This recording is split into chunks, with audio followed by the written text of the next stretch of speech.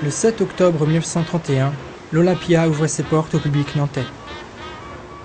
Le 30 novembre 2003, l'UJC Apollo, lui, fermait définitivement les siennes. Un baisser de rideau inattendu qui, pour bon nombre de Nantais, signifie plus que la perte de la fameuse séance à 2 €. La disparition d'un des plus anciens lieux de spectacle de la ville.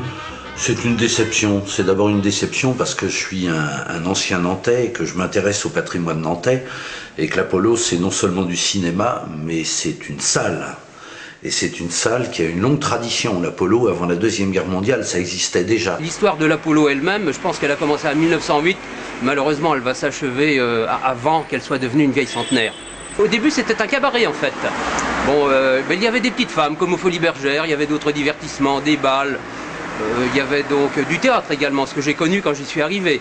C'est là que quand j'étais môme, j'ai vu Fernand Reynaud, j'ai vu Marcel Amont. J'ai vu Dassin, j'ai vu Barbara, Adamo, Reggiani. Et puis à partir de 1976, quand cet actuel complexe était construit, disons tout ce qui concerne les galas et le théâtre, forcément n'existait plus du tout. À cette époque, le quartier Gralin était connu des Nantais comme le quartier des cinémas.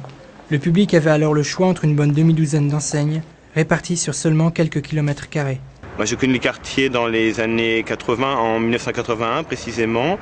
J'ai travaillé dans trois des cinémas, l'Olympia, le 14A, le Colisée. Et c'était vraiment un quartier de cinéma. Il y avait l'Apollo, l'Ariel. Bon, moi, quand je suis arrivé, le quartier du cinéma, disons, il souffrait déjà de la fermeture de 2 salles.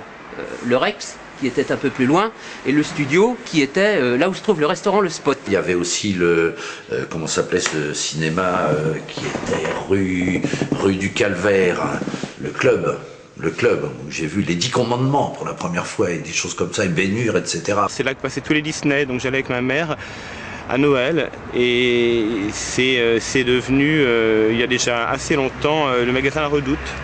Maintenant Benetton. Je me souviens bien sûr de l'Olympia, c'est là où j'ai débuté et c'est devenu un magasin de vaisselle, d'art ménager, je crois maintenant un magasin de vêtements.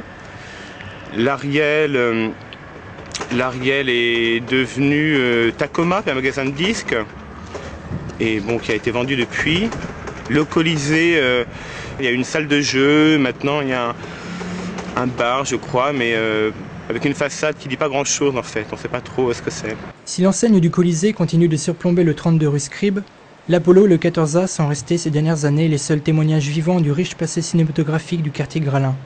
Un quartier qui risque désormais de perdre une bonne part de son identité. C'est clair qu'il n'y aura plus de mouvement, quoi. Il y aura le public du 14A qui viendra spécifiquement pour un film, et puis point, quoi. Mais il n'y aura plus cette mouvance qu'il y avait. Et pour moi, le quartier Gralin ne sera plus du tout ce qu'il a été, et c'est certainement quelque chose de préjudiciable pour la ville. Oui, c'est non seulement une partie du patrimoine qui disparaît, parce qu'un cinéma, c'est un lieu d'animation, alors qu'une banque, par exemple, qu'on installe devant, on n'a pas envie de s'y arrêter autrement que pour aller porter son chèque, et on n'a pas envie de faire du lèche-vitrine devant et d'admirer des affiches qui sont des affiches de spectacle qui appellent au rêve. Ça, évidemment, c'est tout à fait dommage, c'est une partie du patrimoine physique qui disparaît. Le 30 novembre, l'Apollo a donc rejoint le Colisée, l'Olympia, le Club, mais également l'Odéon, le Versailles, le Majestic et la trentaine d'autres cinémas qui ont un jour composé le paysage cinématographique nantais.